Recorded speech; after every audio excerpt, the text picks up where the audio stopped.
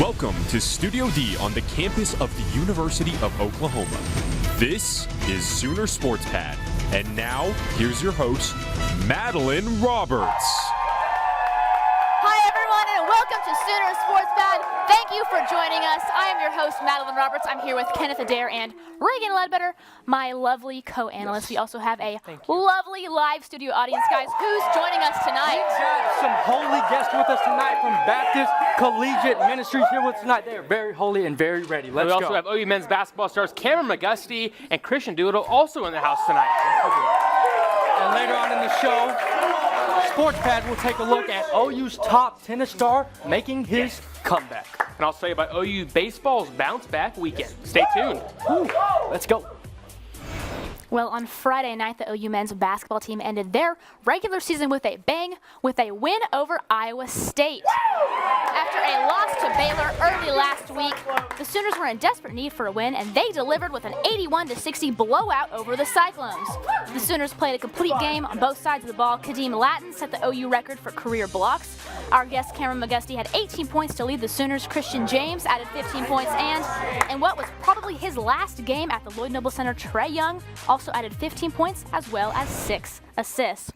The win likely punched OU's ticket to the NCAA tournament, but first they have the Big 12 tournament. Kenneth, tell us about that. Okay, I just want to start off by saying I think this was one of the best team efforts overall this season we've seen from OU this season, and I think that's a really good thing going into the Big 12 tournament. And Wednesday, 6 p.m., they will be facing those guys right there, our rivals, the Oklahoma State Cowboys. Another Bedlam showdown, but it's at neither one of the homes. It's not in Norman, it's not in Stillwater, no, it's in Kansas City. And if they're able to play like they did against the Cyclones just last week, they are going to have another big victory. Like I said, tip-off at 6, and if they win, they're going to take the big dog on the Kansas Jayhawks, who are just so good. But I think if the Sooners play well, they're going to have a really good shot at not only beating Oklahoma State or Kansas, but making that championship game on Saturday, where Reagan, I think they'll play against Texas Tech or, West Virginia. Yeah, but going further, it is no question this team has the talent to go far in the NCAA tournament. A team that beat Wichita State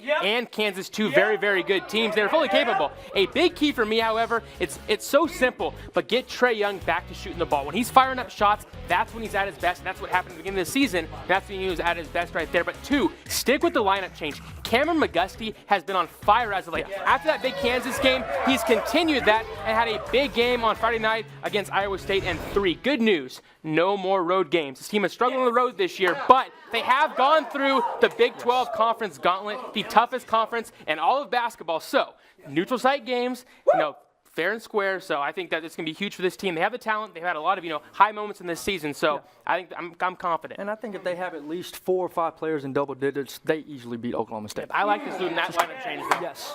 Another OU team who loves playing at home is the OU softball team. That's right, the girls went 4-0 this weekend in the Courtyard Marriott Tournament. Sports Pad's Kyle Payne caught up with pitcher Paige Parker in this week's edition of Kyle's Corner.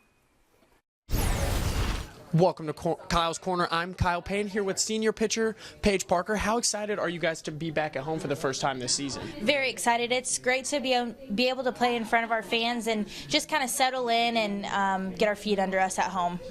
Coming off of back-to-back national championships, how tough is it to deal with the expectations that people have for you guys this year to repeat? Honestly, we're not paying a lot of attention to expectations. We're just trying to stay within ourselves and go out and give it our all every game. And how talented is this team overall? It seems there's depth at every position. People plug in and play every day, and it seems to just keep working. What's that like? It's great. Our team is very, very talented. We have a lot of great athletes on our team, and it's great to see somebody come in and pick another player up, and it's just awesome how much diversity we have. You and Paige Lowry have become one of the deadliest duos in softball pitching. What's the bond between you guys like as teammates? We have a great bond. Paige and I are really good friends, and it's become very easy for us to just kind of pass the torch between one another. And finally, playing for Coach Gasso, what's that like? What is she able to teach you besides just the day-to-day softball stuff, just being together as a team and stuff like that? Yeah, she's awesome. She cares more about us as people than as players, so she really takes great focus in helping us become women, and so it's great to be able to play under her. All right, well, thanks so much, and good luck on the rest of your season. Thank you. Like Paige said, this OU softball team has so much talent. Like I said, they swept their tournament this weekend. Kenneth, tell us more about that. It was their first time at home this season, and boy, did they not disappoint. Complete and utter control in every They're game. just so good. They played 4 games, scored 31 runs, and guess what? They only allowed 1 run on the defensive side. I'll tell you what, this freshman Jocelyn Aulo is just absolutely amazing. She had 3 home runs over the weekend to add already to her incredible season so far. And then, like you saw Paige Parker talking to her, she's just dominant. She allowed, I think, 1 hit in the first game. There's not much more to say. She's the best pitcher in the country easily. And then she's got a lot of depth like we talked about earlier this week. So I just love this team. And when they're able to have experience playing well and young freshmen playing well as well, that's a combination for a great amount of success. This team has a lot of experience in the lineup, but their depth in the circle has been key for this team. A lot of young pitchers have been coming in, kind of take some relief off of Paige Parker. But anytime we get a chance to play Alabama and beat Alabama, it is always a good time, and the OU baseball team did just that, and they took 2 of 3 from the Crimson Tide and ruined their perfect season. OU got things started on Friday with a walk-off single by Kyle Mendenhall, a big game for him, and then Saturday was even better. OU torched Alabama 16-4. Sunday was a little bit rough as the Sooners fell 13-1, and the game was kind of ugly, but let's not talk about that one. This team is, kind of bouncing back right now. A big weekend for Kyle Mendenhall. He had a couple good games. First of all, had 4 for 5 on Saturday and that home run, 8 hits and 14 at bats, 4 RBIs, 1 home run, and that walk-off single on Friday. A big weekend for him, the senior. Big weekend. I think we can say, excluding Sunday, the Tide did not roll this weekend. I think they did not roll. They did not roll. They did not, for sure. That was good. We're going to take a break, but when we come back, Kenneth and Reagan will debate which former Sooner had the best performance in the NFL Combine. Stay with us.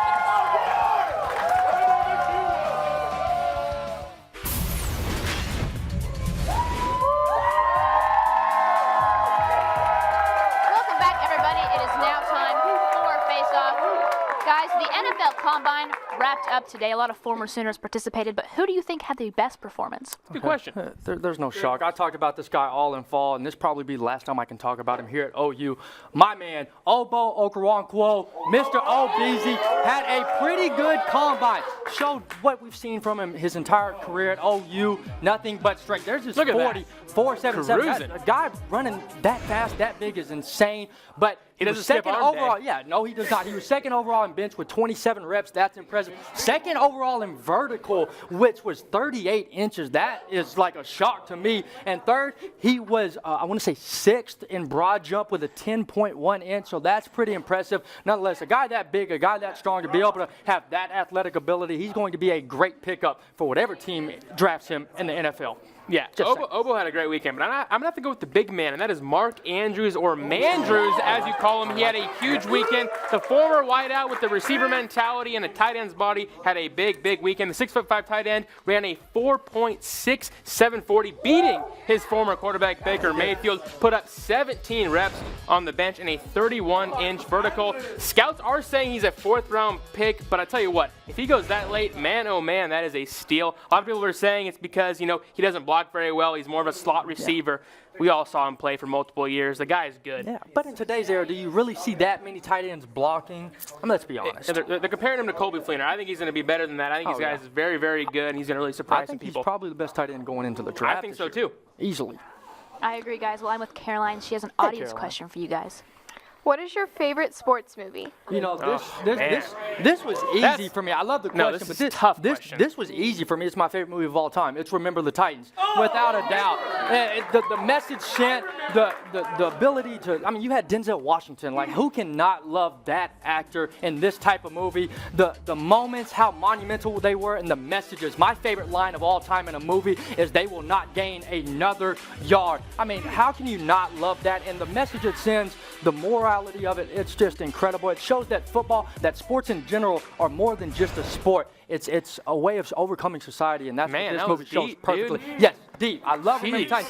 Detailed. I can watch it every day of the week for the rest of my life. Sentimental right there. Yes, I'm sorry. All right, well, this is a tough question. You have Hoosiers, you have Friday Night Lights, Remember the Titans, like he said, but I'm going to have to go with the most American and greatest American movie I've ever seen, and that is Miracle on Ice. Great movie right there. How can you beat that? They beat the Russians, the juggernaut of hockey, the David versus Goliath matchup, and they did it. They beat them in 1980. I never get tired of watching that movie. It's just a great all-around story about how they, beat the Russians. How do you beat that? It's about our very own country. I mean, it's remarkable. America. It's remarkable, yes. I think both those movies could have won Oscars last night. Let's be honest. I agree. All right, guys, show me your viral videos. Okay, There we go. I've seen this man do some amazing things. Sorry, I forgot. He's the king. I've seen the king do some amazing things that you kind of get used to, but this is something I've never seen before, and so it's kind of a shock to me. Let's take a look against the Philadelphia Sixers. LeBron James, here it is, gets the pass, splits the double team, and gets the and one. But hold, we're going to take it in slow motion after he backs up. All right, so he gets the ball right here, splits it, but puts it between his own teammate's legs and gets the and one. So technically he split a triple team, and to see a guy 6'8", 250 be able to do that, I don't know if it was planned or not, but nonetheless, that is impressive. You can't get tired of seeing something like that. That's just something new from the king that I've never seen before. I mean, it's LeBron. He always does cool stuff like that. But he's 6'8", 250. Okay, that was like for you like my video too. I think I have seen this video on literally every national network in the last 48 hours. The best game-winning shot I have ever seen, and the most memorable day for Julian McCarvey that he'll ever have his entire life. Let's just roll the video. Look at this. Inbounds a pass, somehow gets it, takes a couple steps, throws it up, 70-plus feet, bang! Nails it. Wins the state title. Look at that. Look at that. And the funniest part about this all was he actually missed 2 free throws with 3.9 seconds to go. Thought he lost the game as a senior, and then turns around and does that. I think you're playing the game QB. winded down. He took a couple of steps there, didn't he? Hey, he dribbled once and then kind of just. That was kind of like a LeBron travel. I think he's actually the quarterback of his high school football I don't team. think So LeBron could have made that shot, though. Yeah, I really don't. That's true. Yeah, that's true. I don't think Maybe so. not. Michael Jordan could have, I think. I mean, I think so. LeBron James is the best basketball player in the NBA. So. That's a debate for That's another day. That's fair. We're going to vote for the winner of Face Off. Cheer the loudest for who you think won. Who thinks it was Kenneth?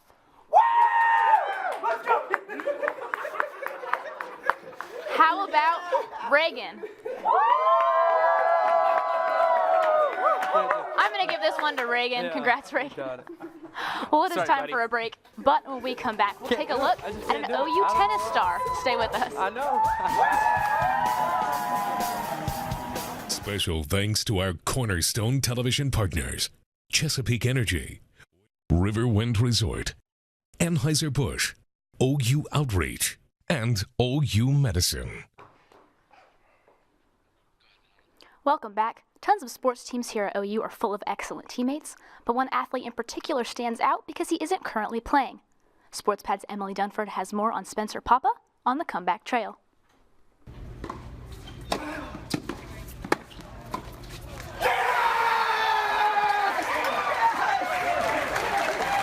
Spencer Papa has seen the top of the collegiate tennis world during his time at OU. He won a national championship in doubles, earning him a spot in the U.S. Open, and finished runner-up in singles at the Southern Intercollegiate Championship. Spencer was the first guy that I met when I got the job here 2 summers ago, and we had a great meeting that first initial time we met, and I feel like we really hit it off well. It's been awesome. Some of the guys I grew up in middle school are here, so coming back, being with them, it's been really fun. It's been nice having the team and stuff. My freshman year is totally different than it is now. Different coaches, different team, different guys on the team, and it's been fun. I mean, last year he was helping me a lot since I was a freshman coming in January. He was like helping me with the transition, coming to OU, coming to America, a new country. In the middle to the end of the season, I got the chance to play doubles with him. After growing up in Edmond, Oklahoma at the age of 13, Spencer made the decision to leave his family and move to Florida to train full-time year-round. It was definitely tough at the beginning. It was kind of like going to college at the age of 13. I mean, you had to mature at a young age. Like so many other young tennis stars, Spencer had to make the big decision in his late teens. Turn pro or head to college? I just wanted to come back home. I didn't feel like I was mentally ready. Maybe I was physically ready, but it's a full commitment, and I felt like being in high school, doing online school my whole life, I didn't have that like as much of a social life as I wanted to, and I think coming here it helped me mature and figure that aspect out. And after all of the success in his 22 years, adversity came calling late in 2017 when he injured his knee on a trip to Florida. First happened, I was down in Florida. I didn't think it was an ACL. I was at my buddy's house and I was just there for a couple days, laying in bed. Saw some trainers and stuff. They didn't think it was torn. When he gave me that initial call, he was in Florida. I was here in the office, and I could tell in his voice that something was wrong. He said he hurt his knee and he felt like it was pretty bad. After some deep thought, Papa chose to redshirt this season and return next year for one more go-around with his teammates. It's definitely given me a different perspective on kind of just everything, and different outlook on tennis, and not taking things for granted. So I think in that aspect, it's trying to turn it into something positive. Oh, I was excited. Like, I was hoping he was going to take the red shirt, because with him next year, we have even better addition and better number one. I think he's going to come back stronger than ever. I think he's going to have a regained focus. I think for him being out of tennis for this amount of time, he's going to come back hungry and ready to go. And that's great news for Sooner tennis fans. Emily Dunford, Sooner Sports Pad. Now let's hear from our guests, Kristian Doolittle and Kameron McGusty. Oh, come, guys. Thank you. All right. Yeah. We're short. I know. We're short. Hey, you're shorter. Thanks, buddy. Sorry. I just want to start off saying, freshman year to sophomore year, how have you seen yourselves change throughout the time being? A lot of growth on the court, mentally, just getting used to how the Big 12 is and how college basketball is. It's been a long journey, definitely. That's what, same thing. All right, you guys have seen kind of the highest of highs this season, lowest of lows. How have you guys kind of stayed motivated, throughout the season in like the toughest conference in all of basketball? Just go ahead. Oh, you got it. Just knowing from last year, being so low, losing so many games, it makes you appreciate everything this year. So it's just fun to go out there and compete with your teammates every night, and build that relationship on and off the court. Having a good friendship with your teammates, battling, even though we were losing a lot last year, turning that to W's this year, it has been a lot of fun. And celebrating a win is a lot more fun than celebrating a loss, I should say. Fair statement. Fair statement. In your final game, you celebrated a win before the Big 12 tournament. Now the Big 12 tournament's here. What's your mindset going into it? Great question. Just trying to take over what we've been doing these last couple of weeks into the Big 12 tournament and the NCAA tournament. I think we've locked in defensively. Offensively, we're executing things a lot better. Everybody's getting that confidence. Everybody's getting to the flow of the game. So we look forward to carrying that over until Wednesday. Yeah. What you said. Same answer. Yeah. Said it. You have a guy like Lon Kruger who's, a different coaching style. He doesn't yell in practice. He kind of keeps things very quiet. What's it like playing for a guy like Lon? He has the history that he has. It's always good to play for a legend. He's going to go down as a Hall of Famer. Yeah. So it's definitely a blessing to be able to learn from one of the best. And, it's cool not getting yelled at. I kind of like that. It's always nice. Krug, he's calm. Krug, I like it. Yeah, that's what we call him, Krug. He's old school, but at the same time, he tries to adapt to like our generation. But he's going to let you do what you do, and he's always trying to find a way to help you be successful. And What's little Krug called? Kev. That's fair. We got a different answer this time. That's right. Caroline has a question for you guys. What is your favorite pregame snack? Great question. Great question. His is pretzels. I could tell you that right now. We got like a big bucket, and he steals them and just eats them. What about you? Mine, I like the fruit snacks. We got some fruit snacks in Always the same thing. All right, well, we are going to take another break, but don't go anywhere because Dynamic Duos is up next. Welcome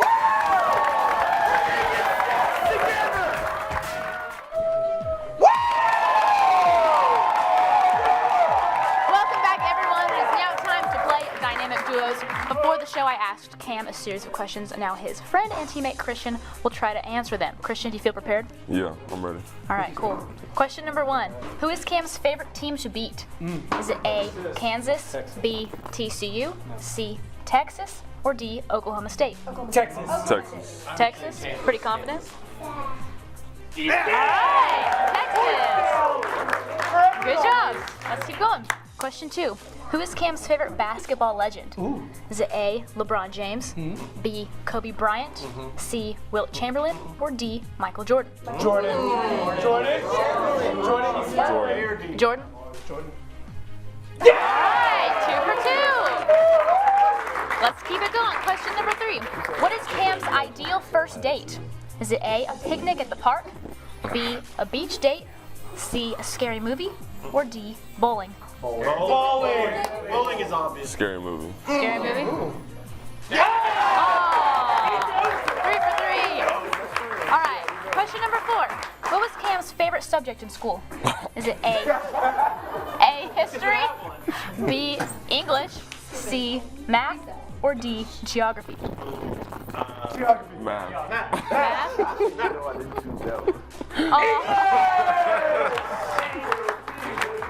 All right, one last quick question. How many pairs of shoes does Cam own? Is it A, 4, B, 10, C, 25, or D, 35? 35. 35? 25. 25? 25. That is all the time we have for you today. Thank you for joining us here on Sooner Sports Pad. Be sure to like us on Facebook, follow us on Twitter and Instagram. Be back here, same time, same place. Good night, Sooner Nation. Good job.